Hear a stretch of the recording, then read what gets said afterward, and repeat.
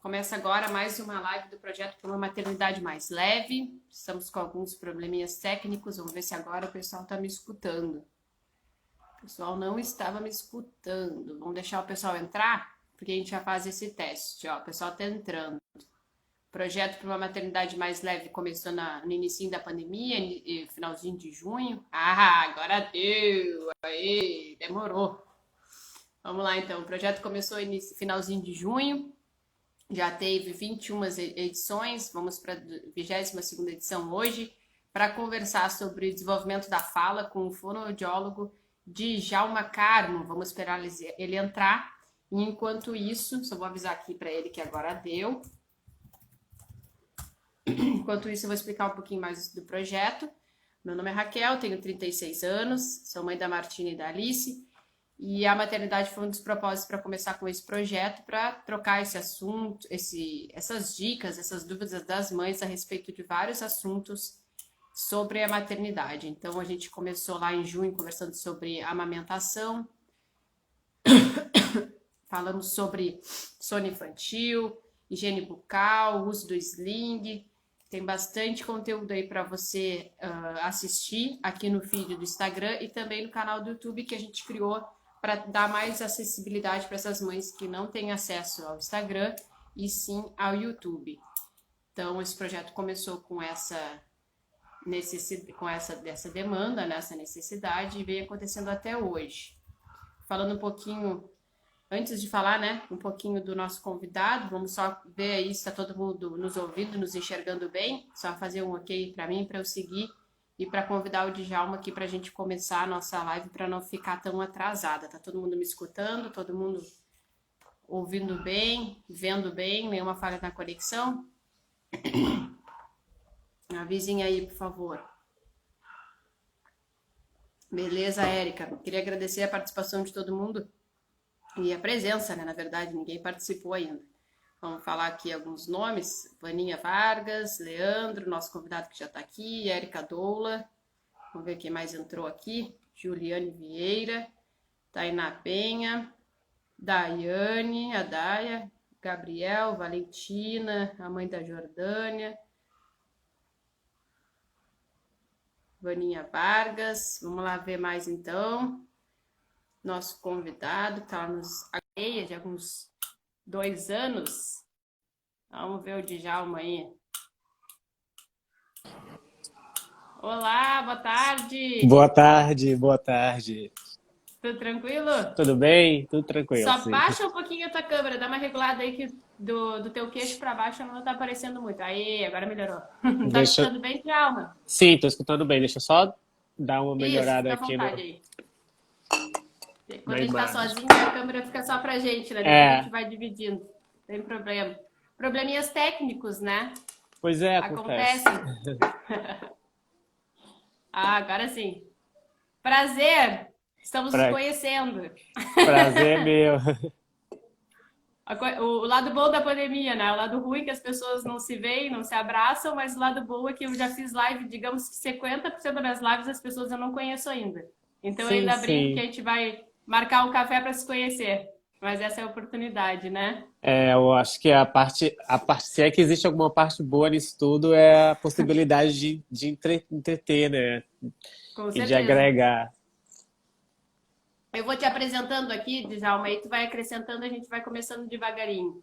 Djalma Carmo da Silva Júnior, natural da Bahia, você está falando com baiano? Sim, sim. Agora não parece tanto, acho que já se acostumou, né? Já deve estar Ah, puxando algumas palavras, até arriscando gauchês aí. não, até que não.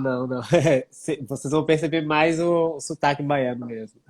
Quando vai falando a fala mais longa, né? É, Então, o Djalma se formou faz 10 anos, né? Lá na terra dele mesmo, na Unijorge. É fonoaudiólogo clínico da Neuroeducando Ludic Therapy, isso é em Rio Grande, né? isso. Atuando em Rio Grande. Mestre em Ciências Aplicadas à Saúde, terapeuta... Depois tu me diz essas siglas aí, se eu falei errado ou não. Terapeuta Prompt, é isso? Isso. Feito lá nos Estados Unidos. Pós-graduando em Linguagem, Integração Sensorial, Conceito Neuroevolutivo Bobat. Bobat. Bobat. Isso. Capacitação Sistema de Comunicação PES, nível 2, é muita sigla, né? Depois tu pode explicar um É, pouquinho melhor o que cada uma estuda. Capacitação em ABA e instrutor na metodologia MIG. Traduz um pouco aí para nós sobre esses cursos aí que tu tem essa capacitação. então, De formas gerais, né? Só para tirar essa... sim, sim, como você mesmo falou, eu formei na Unijorge, lá em Salvador. Em seguida, eu fui morar no estado vizinho, ali em Sergipe, onde eu tive a oportunidade de passar no concurso para professor substituto da Federal do mesmo estado de Sergipe. E nesse meio tempo, eu trabalhava numa clínica de reabilitação também no estado, onde eu tive a oportunidade também de fazer o primeiro Bobat, né, que na verdade é um conceito neuroevolutivo. Vou pedir desculpa para vocês que eu estou um pouco congestionado hoje. Não está acostumado ao E, nosso clima. é, e aí eu fiz o curso, que na verdade é para trabalhar com a maior demanda com pacientes neurológicos, pacientes com alteração neurológica, o Bobat. Em seguida eu fiz o PROMPT, o nível 1 e o nível 2, que é para trabalhar com crianças com alteração na fala, crianças com apraxia de fala, ou adultos também com apraxia de fala, pessoas com apraxia de fala. O PECS também é uma formação para trabalhar pessoas com dificuldade de comunicação, é uma capacitação para a introdução da comunicação alternativa desses indivíduos. E aí tem agora o MIG, que é uma metodologia muito intensiva, um protocolo intensivo de utilização para pessoas no espectro autista. E o TRAIN, que também é um protocolo de terapia intensiva para pessoas com alterações neurológicas. Ou seja, o Djalma hoje está preparado para atender. Posso ser bem grossa falando que eu não entendo da área, mas vários, se não todos, quase todos os níveis de dificuldade de fala, desenvolvimento da Ah, fala. sim, sim, sim. Ótimo. Mas a tua paixão sempre foi trabalhar com crianças, né? Que estavas Com me criança, explicando. com criança, sim, sim. Hoje eu já me dou o luxo de falar que eu só trabalho com criança. Sim, coisa boa quando dá para escolher e fazer o que gosta, né? Com Sim, certeza. é um privilégio. E aí a gente tem alguns dados, que até estava comentando contigo hoje, que eu sempre gosto de introduzir o assunto, né? Que descartada a presença de síndromes ou patologias, a maioria dos casos de crianças que não têm vocabulário ou forma de falar esperada para a idade tende a ser transitória. Estudos científicos nos Estados Unidos dizem que nessas situações o desenvolvimento da linguagem ocorre até por volta dos 4 anos e meio. No Brasil, essa estimativa ela pode variar, porque por diversas condições sociofinanceiras das famílias, né? A criança acaba não tendo uma saúde perfeita, que pode atrapalhar nesse desenvolvimento demorado e a falta de acesso ao tratamento adequado. Se eu estiver falando muito rápido, vocês me avisem aí, que eu sou uma tagarela para falar. Há, entretanto, casos de atraso que possuem diagnóstico de distúrbios de linguagem, que a gente vai conversar nessa live sobre isso. Estima-se que de 7 a 10% da população infantil de 1 a 5 anos tem boa compreensão, funções cognitivas preservadas e boa audição, mas não desenvolve a linguagem como esperado por conta de algum distúrbio, né? Nesse caso chamado transtorno de desenvolvimento de linguagem, TDL. Só dei um insight aqui para a gente começar. As mães aí fiquem à vontade para começar a perguntar. A gente sempre tem um guia que a gente gosta de seguir para não se perder até numa forma mais lógica, porque às vezes é tanta pergunta que a gente quer ajudar todo mundo, mas acaba se perdendo, né, no conceito, alguma parte que a gente quer desenvolver na live em termos de conteúdo. Então a gente tem umas perguntas aqui, mas vocês fiquem à vontade aí para perguntar, conversar ou até colocar o que acontece com seus filhos, que a gente vai comentando. E tu, Djalma, fica à vontade também, se quiser ler algum comentário de algum conhecido aí, ficar rolando aí, porque eu tô vendo que Tá tô bom? aqui para dar uns ois aqui. Tá Já certo. sinta-se em casa. Sei que é um pouco Obrigado. tímido, mas já vai te soltando aí. Aproveita que ninguém tá te vendo pessoalmente, é só uma câmera. Mas tem gente que é pior, né? Na câmera fica mais Aham. tímido ainda. E tu sabe que o meu maior desafio, eu criei as lives porque eu queria produzir alguma coisa na pandemia. Eu estava muito parada e queria produzir. Sou jornalista, né? Então tem esse fervor da correria, daquela rotina. E meu desafio era fazer live, porque eu tinha um medo, assim, da câmera. Eu sempre fugi de televisão, eu sempre fiz radialismo, porque aí tu fica escondido ali, ninguém te vê se tá de pé descalço, se tá comendo, né? E eu não, quero um desafio, vamos lá, vamos propor o desafio, fazer lives todos os sábados. E já somos a 22ª live hoje, tá? Ah, que Seguindo, legal. firme. Legal, parabéns pelo Já projeto. perdi a vergonha, já perdi a vergonha. Então vamos lá, vamos começar devagarinho então. Quando a gente fala então sobre a fala, a gente sempre gera aquela pergunta, né? O que é esperado para cada idade? Então, a gente sempre ouve falar, não seja por orientação médica, o discurso de alguém da família, da sociedade como um todo, que cada criança ela tem seu tempo. Isso é uma terminologia utilizada há muito tempo, né? Uma fala que já está aí entranhada na nossa comunidade. Só que eu sempre gosto de frisar o seguinte: cada criança tem seu tempo, lógico, cada indivíduo vai se desenvolver da sua maneira, mas existem os marcos de desenvolvimento e esses marcos eles precisam ser respeitados. Quando a gente fala em marcos de desenvolvimento, a gente fala em estudo, a gente fala em ciência.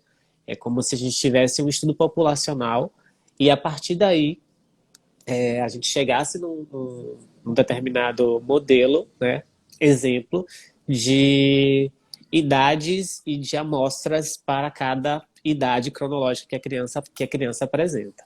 Tá? Então, esses estudos, eles falam, né, estudos feitos com crianças de toda a faixa etária, eles mostram para a gente que a criança ela começa a se comunicar ali por volta de um mês, 2, 3 meses, e essa comunicação ela vai ser inicialmente pelo choro, né, por pequenos arrulhos também. A partir dos 4, 6 meses, essa criança ela começa a gritar e emitir alguns sons também. E aí começam aí as fases dos laleios, os balbucios, tá? Quando a criança começa de fato a pronunciar uma consoante e uma vogal. É quando se dá o balbucio, lá por volta dos 8 meses também. Quando fala o ba, o pá, não é só aqueles gritos e aqueles arrulhos que geralmente é somente com vogal. A, E, I, O, U, de forma mais Sim. prolongada. Quando existe a junção de uma vogal e uma consoante, quando a gente começa a dizer que começou os balbucios dessa criança. E a gente tem sempre, claro, algumas crianças elas podem variar esses marcos de 3 a 6 meses e isso é considerado normal. Mas, por exemplo, uma criança que já está com 10 meses é uma criança que ainda não balbucia, de fato, é uma criança que precisa ser assistida, é uma criança que precisa ter um cuidado, o alerta precisa ser ligado. Mas a gente também precisa estar atento que as questões de linguagem e de fala também são genéticas. Então a gente precisa ter a preocupação em lembrar sempre que existe um fator genético, existe um componente genético também associado. E essa criança também ela vai se desenvolver aí a partir da sua carga genética. E o fator ambiental também é super importante e é o que vai ser bastante determinante no desenvolvimento de linguagem desse indivíduo. Se ele está num ambiente comunicativo, se ele tem outras crianças em casa, se é um pai e uma mãe, ou se são pais, né, de uma forma geral, não só homem e mulher falando. Se são pais que estão ali no seu entorno, que são falantes, que se comunicam bastante com essa criança, que trocam bastante com essa criança. Então, a probabilidade de ter uma criança que venha desenvolver a fala, a linguagem no tempo correto, ali no tempo que a gente espera, no tempo esperado para a idade dela, é muito maior. Vou fazer um parênteses, então eu tive sorte, porque eu sou falante pra caramba e minhas duas nunca tiveram dificuldade de fala.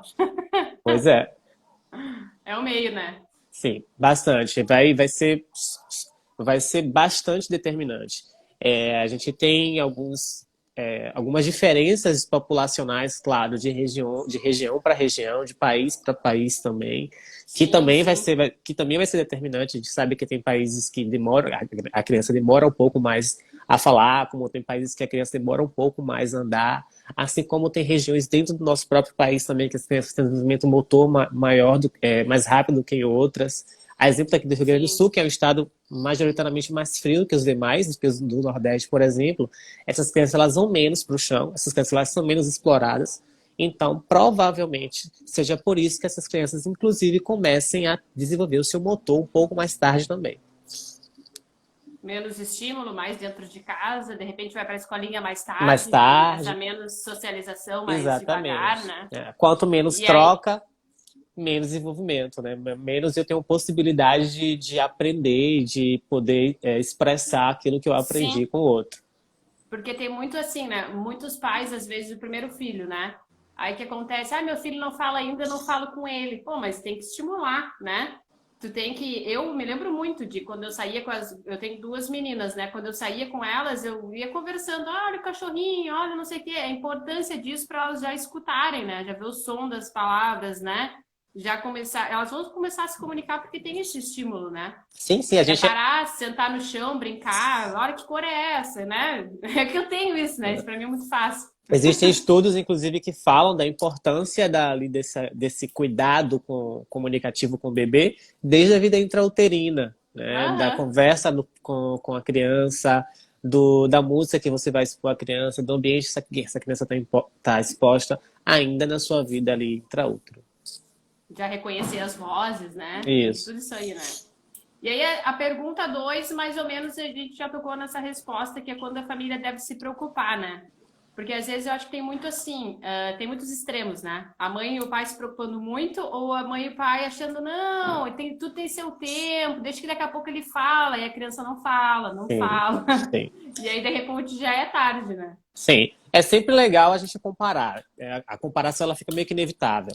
Ah, mas É. eu tenho geralmente as famílias que têm crianças mais velhas e que têm alteração ou que percebem algum atraso numa criança que é mais nova, eles comparam uma criança com a outra. Eu percebo isso muito no consultório. Ah, meu filho mais velho começou a falar mais cedo. Eu percebo que o mais novo está um pouco atrasado, por isso que eu trouxe para avaliação. Ou eu fui no médico, o médico me falou para esperar mais um pouco, mas eu quis antecipar, de fato. A comunidade médica ainda tem, alguns ainda têm esse comportamento de vamos esperar. E agora Uhum. na pandemia em especial, a gente teve lá na clínica, na Neuroeducando, uma procura absurda por terapeuta da fala, por fonoaudiólogos, justamente por conta desse isolamento, por falta dessa troca, né? Pelo fato dos pais, até por estar em casa, mas terem que trabalhar em casa, não ter tempo de Uhum. estar estimulando, de estar trocando ali com a criança. Então, os atrasos de fala, os atrasos de linguagem, eles, por conta da pandemia, eles surpreendentemente vai estar muito mais presente do que a gente imagina. Acho que vai lotar os consultórios dos fonoaudiólogos daqui por diante, quando a gente conseguir começar a ter mais acesso, inclusive, aos atendimentos também. Fora todo esse reflexo, né? Os que estão indo e os que não foram, né? Porque de repente os pais estão com medo de expor, né? Sim. Quando procurar de novo tratamento, quando seguir, né? Os reflexos de tudo isso, né? Então é muito esse meio termo, né? De ter uma orientação, ficou na dúvida, procura lá o fono, né? Faz uma avaliação para Sim, ver sim. onde parou, para ver onde pode consertar ainda, né? Porque a gente tem várias possibilidades, desde um atraso de fala, por conta de uma experiência reduzida, né, de um ambiente que não é muito Favorável.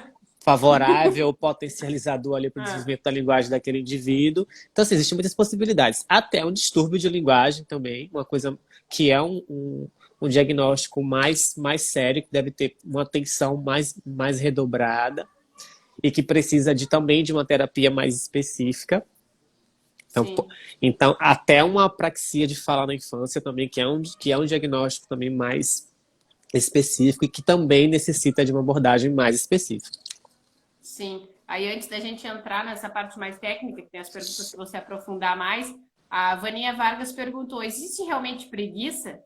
Em Não. formas gerais, né? Porque tu não tem como falar e responder sem conhecer e fazer diagnóstico na É, criança, né? a gente também, por cultura, acredita na preguiça. A criança ela não fala porque ela tem preguiça. Na verdade, a criança não tem culpa. A culpa é do meio, a culpa é do mediador também. Se a criança está com preguiça, é porque eu, adulto, estou favorecendo demais tudo para ela. Então, não é preguiça. Se eu acho tudo muito fácil, eu não vou querer me esforçar, né? Falar, como eu falo sempre, falar é muito difícil. Né? A gente tem uma cadeia de sinapses ali sendo ativadas para que a gente consiga falar. E desde sinapses até musculatura, respiração, todas as estruturas da cabeça e do pescoço têm que estar em harmonia. Então, assim, é uma estrutura muito grande que acontece, é um movimento muito refinado. Então, se eu não estou em um ambiente que não me favorece, né, não me estimula a comunicar, eu vou tender a ficar um pouco mais retraído, sim. Se a gente tem uma família onde uma criança, ela não precisa pedir para beber água, ela não precisa pedir para pegar nenhum brinquedo, ela não precisa comunicar que ela fez xixi, que ela fez cocô. É uma criança que ela não tem o porquê ser uma criança falante. Se tudo que me é de necessidade básica, eu tenho na minha mão sem eu precisar ter o menor esforço. Às vezes sem nem pedir, porque os pais já colocam alguma rotina, alguma Isso. coisa, ou às vezes porque ficou e recebeu, né? Não precisou É, falar, né? sem esforço Então não nenhum. vai gastar energia, né? Não precisa gastar energia, deixa gastar energia pra Então brincar. não tem como falar que é por preguiça da criança, é uma criança que é preguiçosa, não. É o ambiente, o mediador que tem acesso ali àquela criança, ele não está sendo tão estimulador quanto deveria. Então a gente precisa parar de culpabilizar a criança pelo atraso que ela mesma apresenta. Sim, e até fazendo uma brincadeira, né? Que nem um músculo, né? Se ele não for exercitado, Perde função, diminui função. perde função, então acaba não falando, né? É. Aí a gente vem para uma pergunta que é como estimular a fala do pequeno em casa. Acabasse de dar esses exemplos, né? De repente, até eu vou me intrometer aqui e responder, né? Como eu estava falando antes. Ah, não, o meu filho não é pequenininho, ou não está falando, ou está com dificuldade de falar, mas eu chego em casa cansada do trabalho, eu estou trabalhando em casa, em home office, que está difícil para todo mundo, né? E aí eu já não tenho paciência para brincar, eu não tenho ideias de brincadeiras com meu filho, cada um fica num canto da sala, né? Passa o tempo, janta, banho e cama, né? Sim, sim, Então sim. pô, o que que eu vou fazer hoje? Vou buscar na internet alguma ideia, vou ler uma história. A história eu acho que é uma das, não sei se pode ser Então, uma das ideias com mais. O que que certeza, com daria de certeza. ideia para estímulo aí em termos Então, de brincadeira lúdica? é um universo de possibilidade, eu falo. A casa da gente, ela pode ser tudo. Você pode construir, Pode ser tudo. pode construir desde um castelo até o fundo do mar, né? Eu Basta gosto, ter criatividade, né? sim, basta criatividade. Eu gosto muito de falar sobre utilizar o que a gente tem em casa, as coisas mais fáceis. Um lençol pode virar uma barraca, um travesseiro pode virar um boneco, e aí uma meia pode virar um fantoche, sabe? Um balde pode virar um instrumento percussivo, pode ser ali o início de uma música e cantarolar alguma coisa, estimular a linguagem da criança através da música também. E o conto e o reconto, os livros, as histórias infantis impressas também. A internet também é um recurso muito legal, mas eu sempre gosto de falar que tem que ser o último recurso, o meio visual, os equipamentos eletrônicos por si só, porque já são instrumentos que estimulam demais a criança, né? Quando eu falo demais, é mais do que deveria. E eu tenho alguns questionamentos de alguns pais que falam, mas se estimula demais, por que que é ruim? Mas é justamente tudo que é demais é ruim. Então, a partir do momento que eu tenho um dispositivo que ele estimula demais aquela criança, nada que eu oferte para essa criança vai ser compatível, vai conseguir competir com aquele estímulo audiovisual, tá? Então, assim, você vai ter uma criança que ela vai querer deixar de comer para estar na TV, para estar no celular. Uhum. Uma criança que vai deixar de estar brincando com o colega, brincando com o pai, brincando com a mãe para poder estar naquele dispositivo. E lembrando sempre que é um dispositivo que estimula, mas é um estímulo unilateral, né? É um estímulo que ele só recebe. Ele não troca com ninguém, ele só É assiste. passivo, né? Totalmente Tudo passivo. pronto. Tudo pronto. Eu só recebo aquele estímulo o tempo inteiro e eu não tenho como trocar, eu não tenho troca nenhuma com aquilo. No máximo eu vou repetir o que aquele desenho está falando, o que aquela imagem está me trazendo, mas eu não vou usar aquilo em outro momento. Tirando que ainda a criança fica muito tempo ali sentada ou deitada, né? Não se movimenta, fica Sim. sedentário, não quer trocar por mais nada, né? É bem o que tu falou. E quando eu falei da internet, eu falei mais no foco dos pais procurarem, né, material pela Sim, internet. sim. Que eu acho que tem muita coisa hoje, né? Tem Tem muito, muito, não tem mais tem a muita desculpa ideia. de falar eu não sei o que fazer. A internet ali é uma ferramenta fácil que você consegue captar e tem várias ideias bacanas de atividade de pintura, de recorte, né, de histórias lúdicas, de teatro, de confecção de brinquedo. Tem muita coisa bacana, a gente acha muita coisa legal para fazer com os pequenos, sim. Sim, e aí o que eu tava comentando, né? Ficou todo mundo num quarto, tô sem ideia, pô, vou começar a procurar na internet, vou ver o que que eu tava fazendo agora essa semana, procurando coisas de Natal, né? Aproveita as datas, né? Faz atividades com as datas festivas, envolve a Isso. criança para ficar mais. Que é, na verdade, que elas já fazem na escola, né? É transformar, né? Já que não tá tendo a escola, né? Aí sentou no chão para brincar, meu filho, que cor é essa? Vamos contar, né? Porque não adianta também só a mãe contar a história e o filho escutar e ele não ter essa participação, né?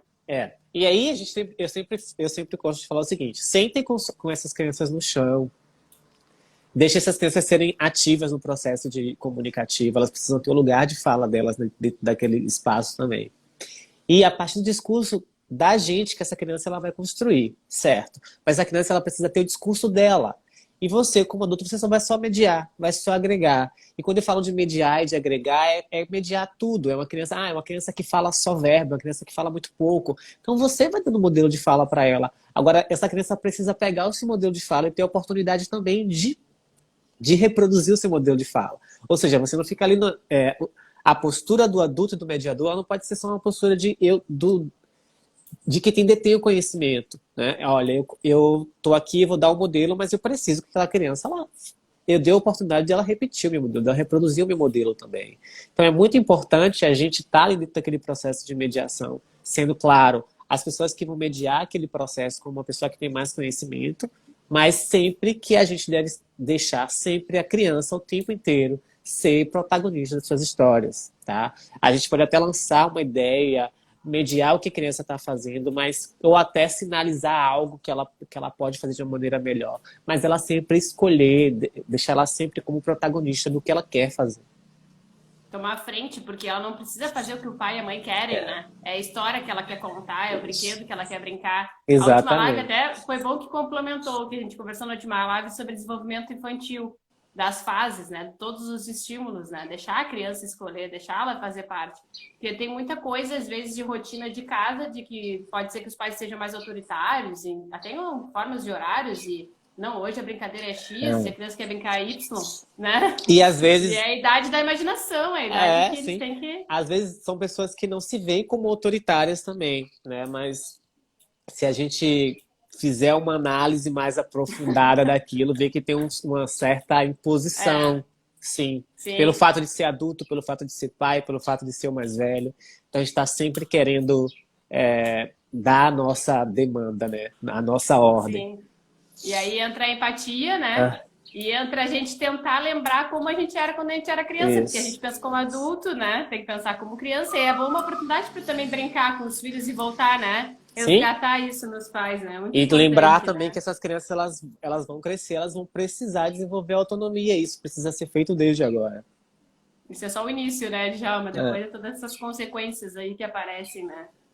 E além do que é esperado para cada idade, que a gente já conversou ali no inicinho, existem alguns pontos, né, importante a se analisar, que às vezes eu tenho até um grupo de mães no WhatsApp e tem muita dessa troca, não tem profissional, esse grupo é só com mães. A ideia da live até era trazer profissionais para tirar essas dúvidas e desmistificar também. Ah, meu filho não está falando, não sei o quê, a princípio tá na idade, aquela coisa toda, mas estou me preocupando. Aí sempre tem alguém que fala, já levasse em tal lugar, já levasse da fizesse a geometria, porque às vezes a Tem. gente não sabe, né? O filho não tá falando porque não tá escutando a gente. Conta um pouco Aham. mais para nós, vamos É, entrar mais a fundinho aí para ver o que pode ser. é uma preocupação que deve, na verdade, deve ser a primeira ali.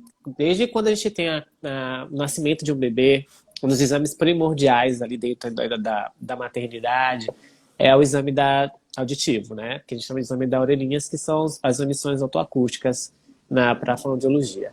E esse exame, ele é determinante e é muito importante nessa faixa etária em específico, porque ele vai dizer se aquela audição está sendo, de fato, uma audição que está seguindo a sua normalidade. Se aquela criança, de fato, está conseguindo captar as ondas sonoras para a faixa etária dela. Se é uma criança, em outras palavras, que está escutando ou não. Algumas crianças que nascem, elas apresentam falha, que a gente chama de quando o exame é feito da primeira vez, existe a falha. E quando existe essa falha, por inúmeros motivos, desde de fato, algum componente ali ainda do resto do parto, né, que está ali dentro do conduto auditivo, que também é normal, ou até uma perda auditiva de fato. Então, assim, existem várias questões ali em torno do porquê que esse teste pode ser falho. E é por isso que o fonoaudiólogo solicita, inclusive com a data marcada, o reteste. E a gente, esse profissional ele vai chamar essa família para fazer o reteste novamente dessa criança. E aí, sim, se esse reteste falha novamente, essa criança ela é encaminhada para uma avaliação mais detalhada dessa audição. Então, se essa criança, se a gente não tem esse teste feito nessa fase, ali ainda nessa idade, isso também vai nos fazer outra dúvida. Será que essa criança escuta? Será que essa criança não escuta? Então, até porque essa criança ela pode ter feito um teste da orelhinha que deu tudo normal e por algum motivo, algum fator foi determinante, ela tem um rebaixamento auditivo depois. A exemplo disso são as otites, tá? O que é otite? Aquela inflamação, geralmente, que a gente tem na membrana do ouvido no tímpano. E essas otites também, elas podem ser causadas, inclusive, por água dentro do conduto auditivo. E essa água, ela pode estar associada desde a banho de mar ou até nosso banho de chuveiro mesmo. E essas otites recorrentes, na fase de aquisição de fala, elas são um grande problema. Porque quando eu estou com esse processo inflamatório dentro do ouvido, eu tenho distorções na minha audição. Ou seja, eu vou ouvir os sons da fala no momento específico que eu deveria ouvir eles da maneira correta para eu poder assimilar e depois reproduzir. Eu vou ver se são distorcidos. Então, eu não vou conseguir ouvir a palavra correta. A palavra bola, né, que a gente tem aí tantos fonemas sonoros quanto surdos, eu não vou conseguir captar, por exemplo, aqueles fonemas que são surdos, que são os fonemas mais difíceis de escutar. E, provavelmente, se eu não escuto, eu não vou reproduzir. Que a gente só fala porque escuta. Sim.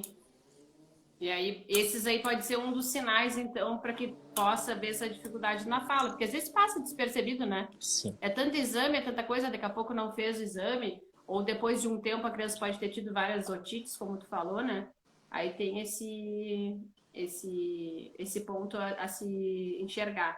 E também alguns sinais sugestivos de espectro autista também, né?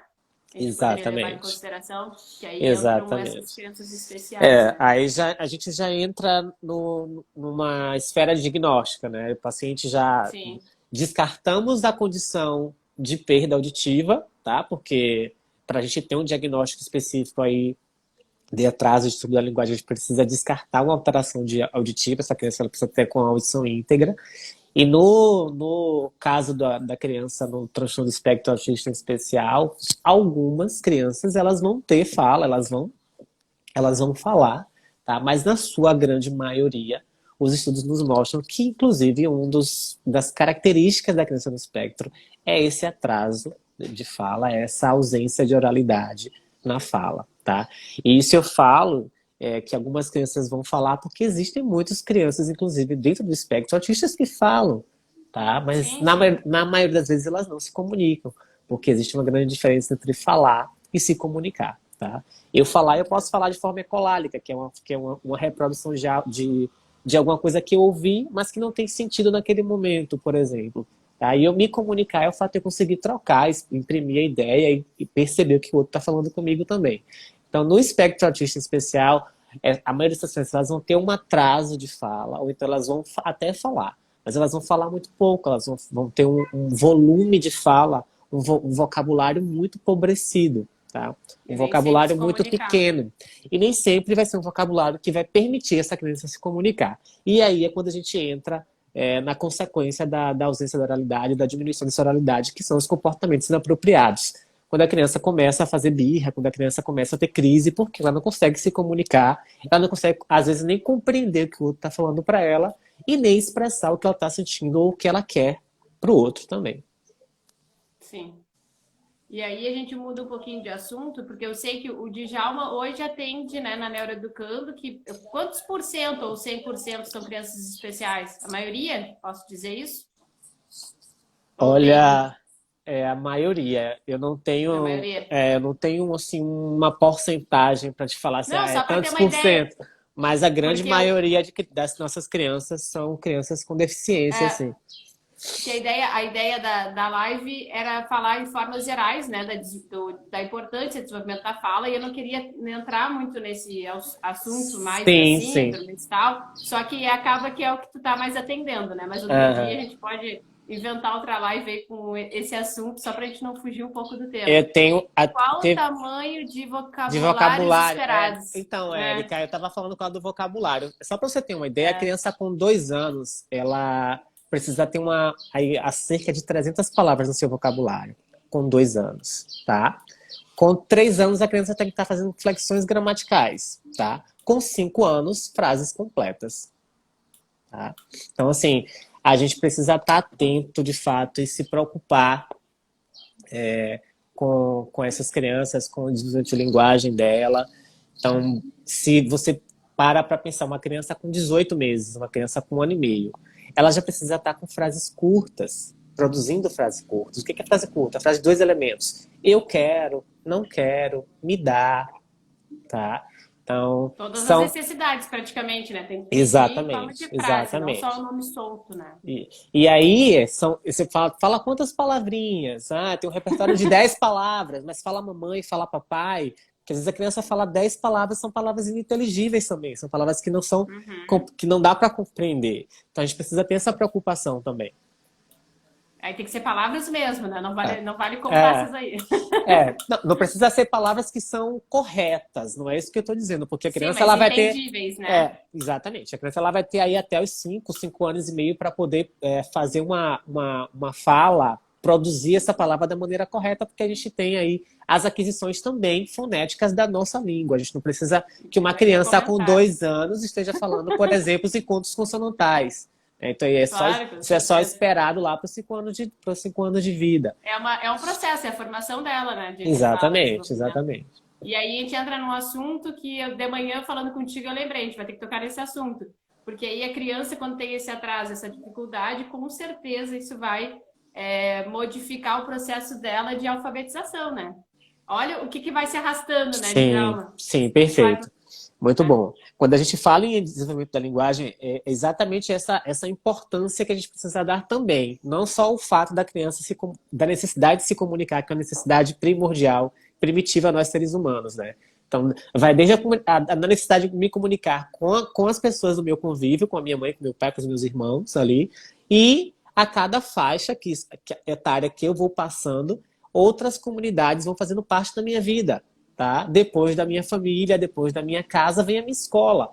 E dentro da minha escola, eu consigo me comunicar com os meus pares sociais. Dentro da minha escola, meu aporte de vocabulário, foi necessário, ele me deu uma base suficiente para eu poder me alfabetizar da maneira correta e do tempo correto, tá? Porque se eu não consigo ter um vocabulário que me permita, na alfabetização, conhecer as palavras, entender o que é a letra, o que é um som, eu não vou conseguir me alfabetizar da maneira adequada, ou eu não vou conseguir me alfabetizar da maneira ou no tempo esperado para minha faixa etária também.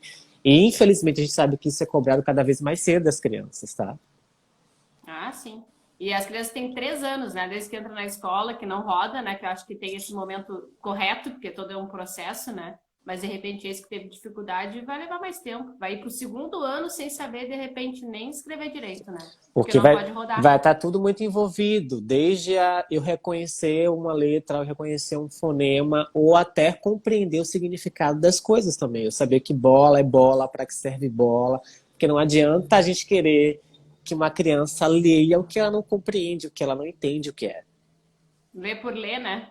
Leia a frase abaixo, mas não entende nada, não compreende, né? Vai acabar não seguindo mesmo. E aí a gente fala de distúrbios específicos de linguagem. Lá quando eu falei, lá em cima da introdução, fala do TDL, né? Transtorno de desenvolvimento de linguagem. Esse Isso. aí seria, em termos de tempo, esse é o mais simples dos Na distúrbios? verdade, a gente tem uma gama de distúrbios de linguagem, assim.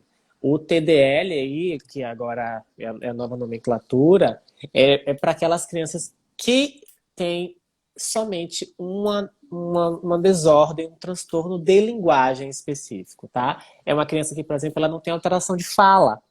A fala dela, a emissão, a motricidade dela tá adequada, a audição dela tá adequada, tá? E aí ela vai ter somente algumas questões que estão dentro do espectro da linguagem, tá? Dá um exemplo para nós. Lembrando aí, por exemplo, uma criança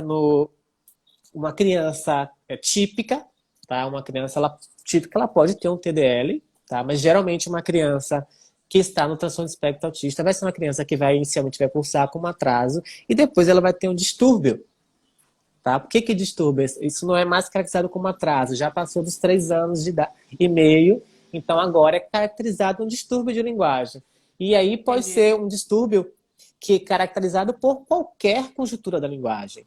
Por exemplo, uma criança que tem uma dificuldade de memória, uma criança que tem dificuldade em processos perceptuais, visuais, uma criança que tem dificuldade de fazer figura a fundo.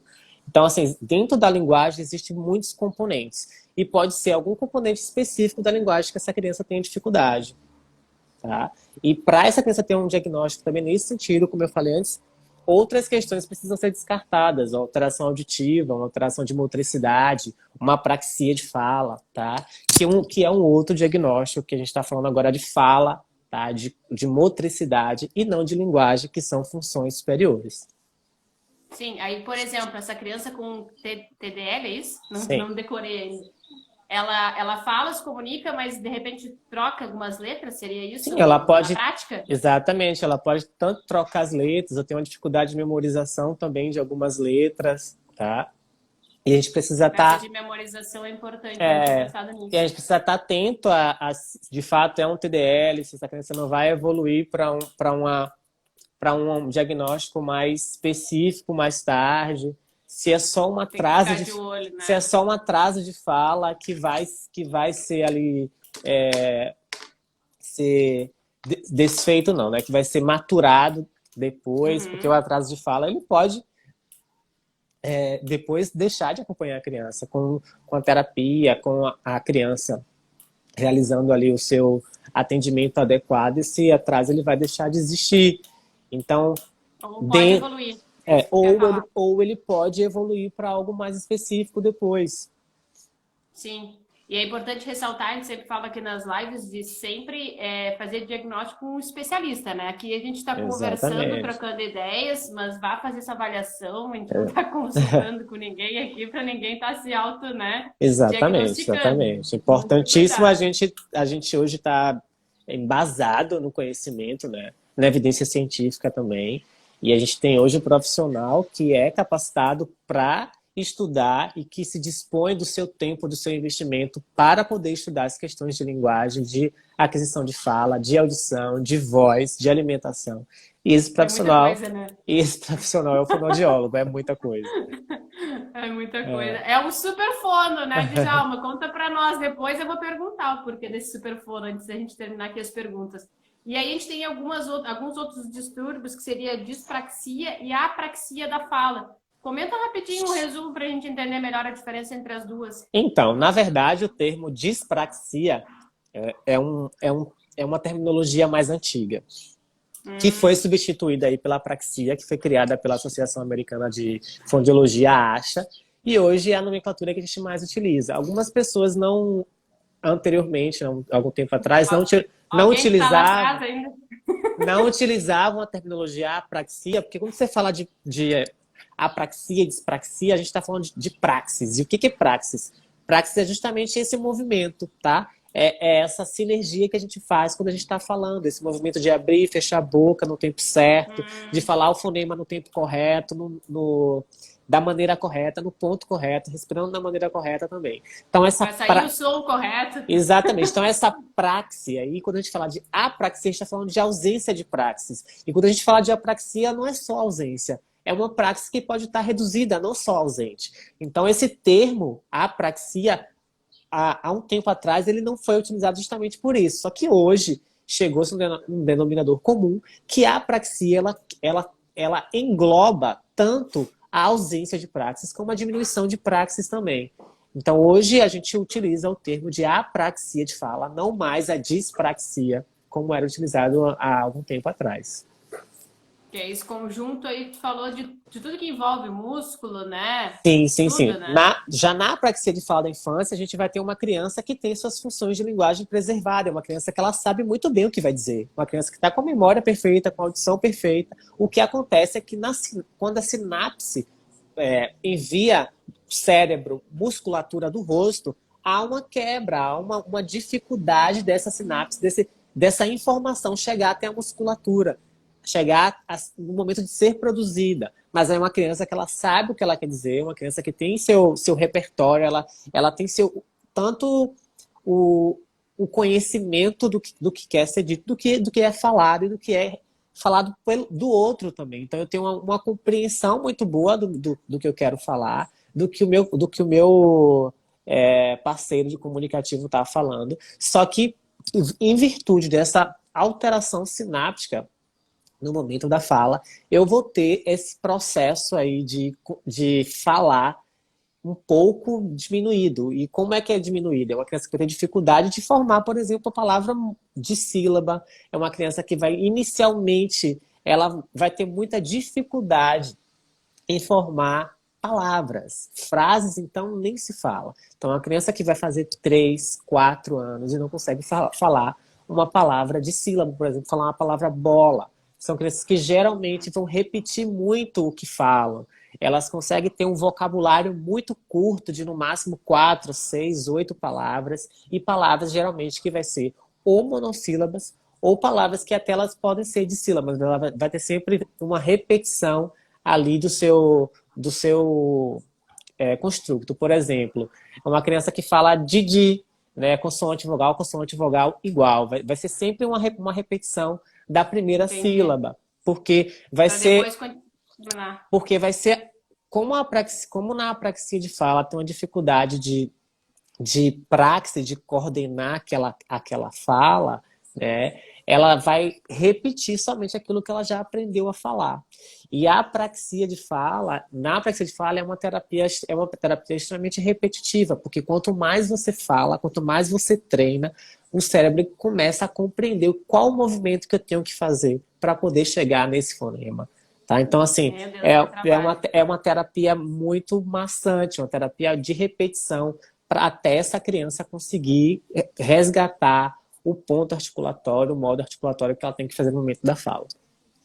E uma criança que tem isso deve ser uma criança, não sei, mas tu que tá acostumada aí. Imagina, tu tem todo o repertório para falar tudo e não sai, né? É, Deve ser uma é criança mais angustiante triste, demais. frustrada, Muito, muito angustiante. É muito né? angustiante. Porque Ó, você tem sua necessidade, você compreende, não tem alteração nenhuma ali sim, tá tudo certo. O checklist acerca ali do deu seu, tudo tudo bezinho. ok. E aí você só não consegue emitir aquilo que você quer, que você sente vontade. Então é uma frustração muito grande. São crianças muito retraídas, são crianças que já estão cansadas das pessoas estar falando para ela repetir, repete, repete. Muitas das vezes são Ou às crianças, vezes as pessoas acabam falando por elas, né? ou crianças que são extremamente passivas no discurso e no comportamento, justamente por conta disso que você falou, de estar sempre para trás, porque não consegue comunicar com o colega, não consegue comunicar com o irmão. É sempre alguém falando por ela ali o tempo inteiro. É uma criança que às vezes até resolve não falar mais, né? Porque não sai, já tá cansada, já São crianças tentou, que os outros chegam no. falam por ela. Sim, são crianças que chegam no consultório já bem desanimadas, né? Crianças que não querem inicialmente falar o que elas sentem mais. Então é um processo de resgate dessa fala, dessa É autonomia de além, né? falar, dessa necessidade de falar, desse desejo de falar também. Ah, tem duas perguntas aqui antes da gente seguir. Ó. A Vânia quer saber se tu é especialista em apraxia. Então, existe, na verdade, não existe uma especialização em apraxia de fala infantil. Existem algumas capacitações, né? Alguns Uhum. métodos específicos para atender a criança com apraxia de fala, porque para atender esse público é necessário, as pesquisas elas falam que você tem alguns métodos específicos que eles são mais, como é que eu posso dizer, são Adequados? mostram uma evidência de assertividade muito maior do que terapia tradicional, tá? Sim. Então, essas capacitações, hoje, elas já tomaram aí conta graças a Deus, assim, do nosso país, já é possível várias pessoas poderem fazer, apesar de ser um investimento muito alto, né?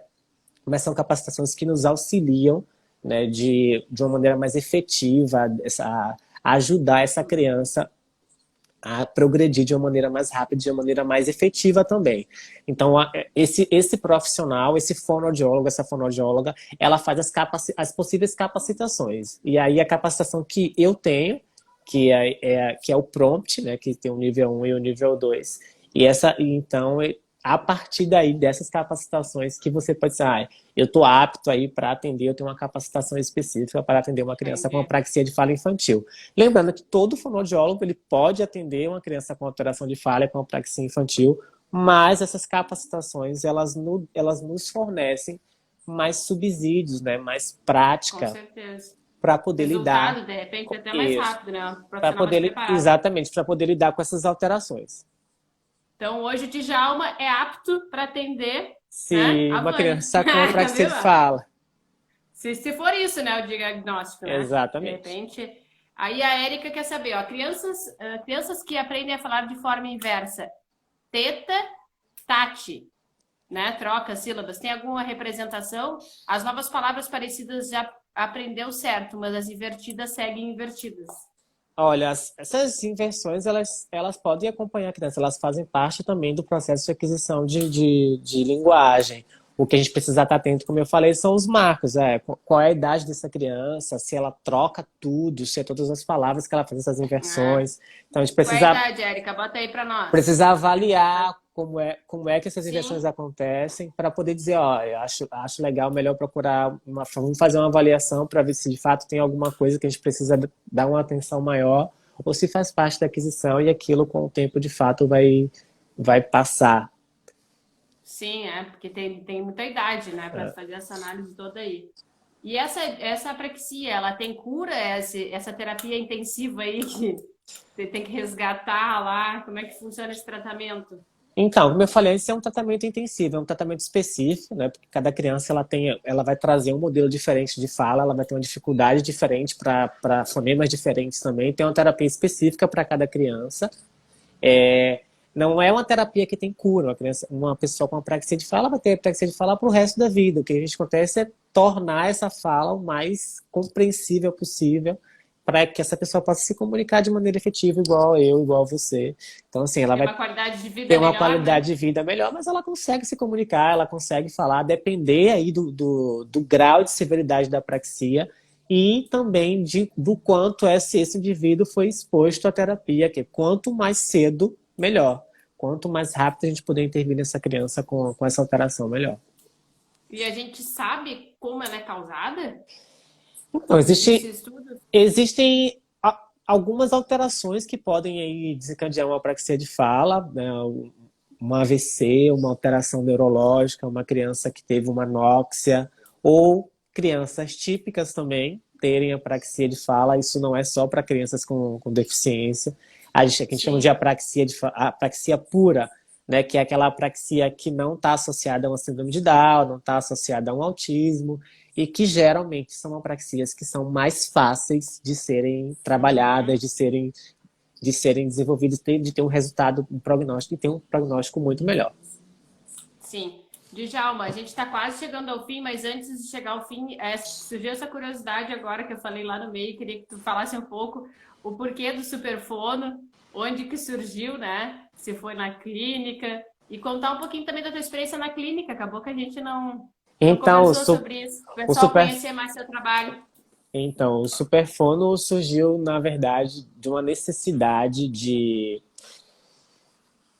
dar visibilidade a esse público que eu atendo. Quando eu falo dar visibilidade, é mostrar mesmo essas pessoas para a sociedade, porque a gente está sempre preso ali ao capacitismo, né? Infelizmente, olhando Hum? essas pessoas como coitadinhas, como especiais. E eu sempre falo exatamente isso. Todo mundo é especial, elas não são mais especiais do que ninguém. O que elas precisam é de visibilidade, o que elas precisam de respeito. Tá? E eu falo sempre, eu bato sempre nessa tecla que a gente não precisa aceitar ninguém. As pessoas, elas estão aí. Não tem por que eu aceitar. Porque quando eu me coloco nessa postura de aceitar, é porque eu estou me colocando num lugar de superioridade. E partindo do pressuposto que ninguém é superior, ninguém, todo mundo é igual, então não tem por que eu aceitar ninguém. Essas pessoas estão aí, elas precisam de respeito, elas precisam ser respeitadas e terem o seu lugar, né, na sociedade, e que isso, infelizmente, ainda não acontece. E isso, visto, e não só aqui no Rio Grande do Sul, mas no país inteiro. Então, quando eu falo em dar visibilidade, é mostrar essas pessoas, mostrar que essas crianças elas podem ocupar os espaços da sociedade. Elas precisam estar fora de casa. Elas precisam estar também fora do consultório. Elas precisam sair do consultório e se comunicar com os colegas na rua, seja lá por qual vai ser a comunicação que elas vão utilizar, não só a verbal. Elas precisam ocupar as praças, elas precisam ocupar os parques. E ali dentro daquele lugar, os pais começaram a ver que isso é possível. Por que meu filho não pode, por que meu filho não pode, de fato, ter uma visibilidade como qualquer outra criança, né? São crianças que vão necessitar de mais suporte, né? Vão necessitar de físico, vão necessitar de fono, alguns necessitar de físico, fono, de TO, tá? São crianças que vão ter uma agenda super desgastante. Então, por que eu não posso mostrar essas pessoas e mostrar quão fantásticas elas são para o mundo? Foi a ideia que tive do Superfono, de poder mostrar esses pacientes, claro, com autorização aí, prévia dos pais, e me vestir de super-herói para poder engajar e dizer para elas que é possível elas serem quem elas quiserem, sim, seja o Superfono, seja o Hulk, seja o Capitão América, que elas podem ser quem elas quiserem, e trazer essa proposta lúdica, né?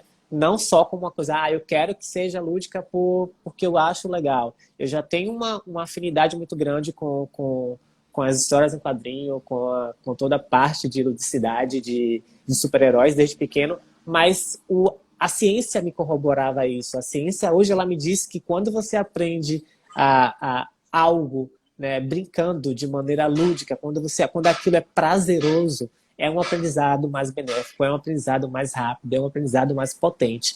Então, para mim, poder associar tudo isso e ter essa conjuntura de um profissional da saúde que não veste jaleco branco, que não acha legal estar de jaleco branco, e sim de super-herói para essas crianças. Eu tive uma mudança de comportamento no setting absurda, tanto dos pais quanto das crianças. São crianças que querem se vestir, que me pedem para estar presente ali. Os pais me cobram que elas estejam presentes naquele espaço, naquele IG também. Pré-requisito, né? Foi maravilhoso, foi a melhor coisa que eu fiz. E também orientado pelo super dentista, que é um super amigo, um parceiro, assim, existe um super dentista? Existe, de longa data, que falou, vai lá, faz sim, vamos criar uma superliga na época. Ele falou que legal. E é um sucesso. Para mim, foi um divisor de águas, assim, na minha carreira. Foi a melhor coisa que eu pude fazer. Mas tu já veio para Rio Grande como Superfono ou tu criou um Superfono aqui? Já vim eu vou fazer 2 anos aqui em Rio Grande. A ideia do IG vai fazer 4 anos. Sim, então tu já trouxe essa ideia para cá. Já trouxe pra cá. Quando a Joyce te indicou, ela falou assim, vou te indicar o Superfono. Eu fiquei pensando, quem será? Qual é o nome dessa pessoa? Superfono. Conhece o Superfono? Eu não, mas agora eu vou ter que conhecer o Superfono. Um abraço, Joyce. Obrigado pela oportunidade. E aí chamou muita atenção o Instagram, né? Porque realmente, o que tu falou, né? É foto de super-herói, as crianças vestidas também. Isso faz um ambiente diferente, porque tu vai para uma clínica, o jaleco, aquela coisa chata, né? O modelo... tu tem que ir. O modelo biomédico, sim, o modelo biomédico, ele persegue a gente. A gente já sabe, já tem conhecimento que é um modelo que não agrega, né? Quando eu coloco um jaleco branco, se ele não servir como uma medida de proteção individual, ele não tem mais serventia nenhuma.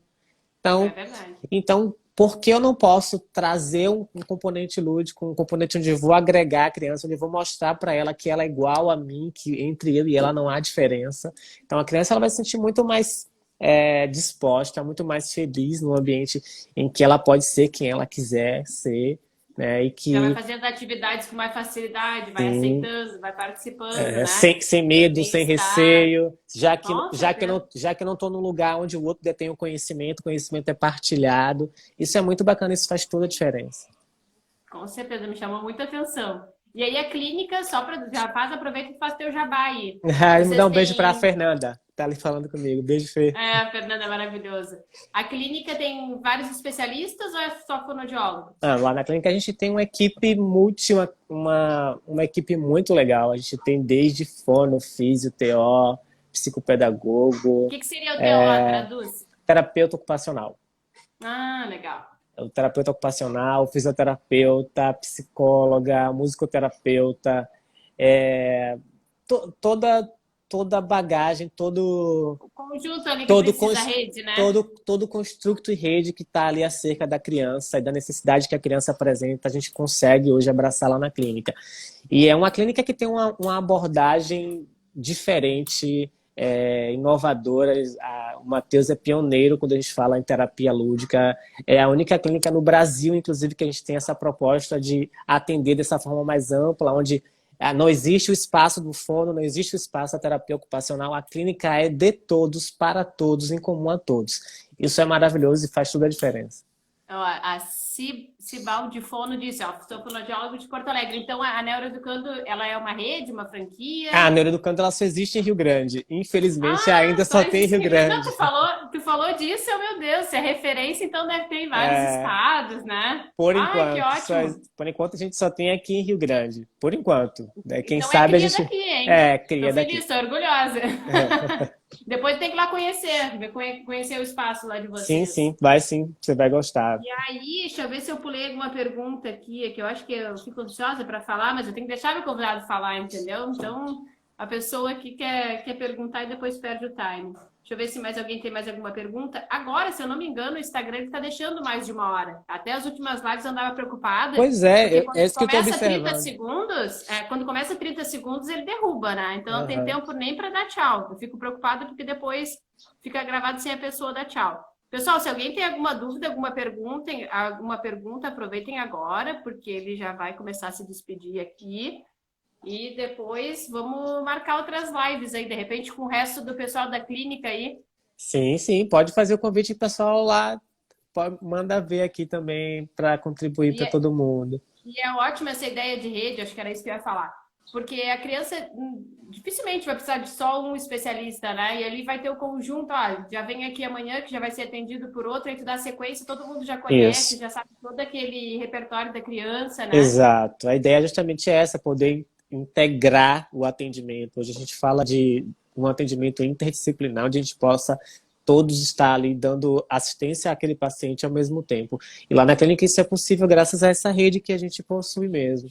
E a gente sabe também da dificuldade que existe de você sair do fono em um lugar e ir para o terapeuta Uhum. ocupacional em outro. Então, essa A gente está logística lidando também. com crianças especiais, né? É, Desse distanciamento e todo, essa né? logística na criança com deficiência é um pouco mais complicado, porque às vezes é uma criança que tem uma dificuldade motora, que tem acesso a tá na cadeira de roda. Então, a gente poder agregar esse conjunto num espaço E físico até só é muito legal. não só a locomoção, mas tem muita criança, principalmente eu acho que o autista, né? Tu muda de ambiente, muda o barulho, ele já fica, Exatamente. né, uma criança mais É. agitada, então é um lugar ótimo para isso mesmo. E aí a nossa última questão, não sei se tu quer falar alguma coisa antes da gente encerrar, se tu gostaria de salientar algum outro assunto, Não, não, alguma eu só coisa que quero tu acha. agradecer mesmo, agradecer o convite, agradecer a oportunidade, dizer que para mim é sempre um prazer falar daquilo que eu me proponho a fazer, daquilo que eu sei fazer, daquilo que eu gosto de fazer. E qualquer dúvida que vocês tiverem, pode ir lá no IG, podem perguntar.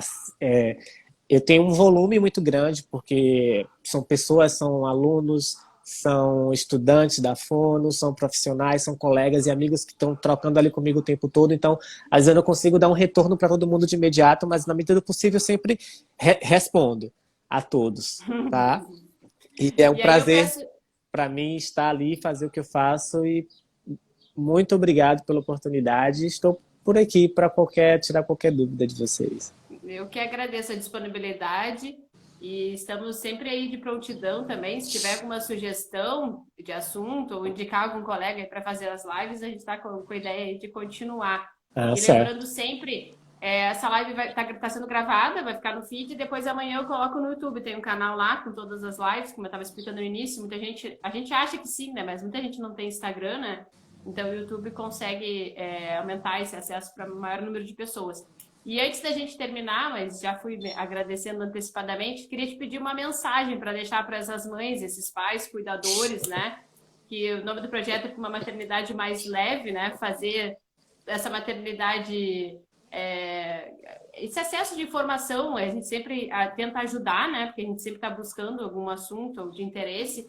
E aí uma mensagem tua Pode ser na tua área, ou pode ser em termos gerais para essas mães aí que na pandemia, né, estão levando também maternidade um pouco mais pesada. Sim, sim. O que que eu tenho a dizer para essas pessoas? Assim, o que que eu posso passar, né? A gente sempre está falando de empatia e eu acredito que a empatia é um espaço que a gente vai ficar eternamente na tentativa, porque a gente nunca vai conseguir estar no lugar do outro. Mas só o fato de eu tentar estar no lugar do outro já é muito bom. Então, lembrem sempre que estamos todos passando por momentos difíceis. É claro que eu não existem várias pessoas que estão em dificuldades, umas maiores do que as outras, porque a gente não está no mesmo nível socioeconômico, a gente é um país extremamente diverso, né? Plural, um país com diferenças absurdas e gritantes.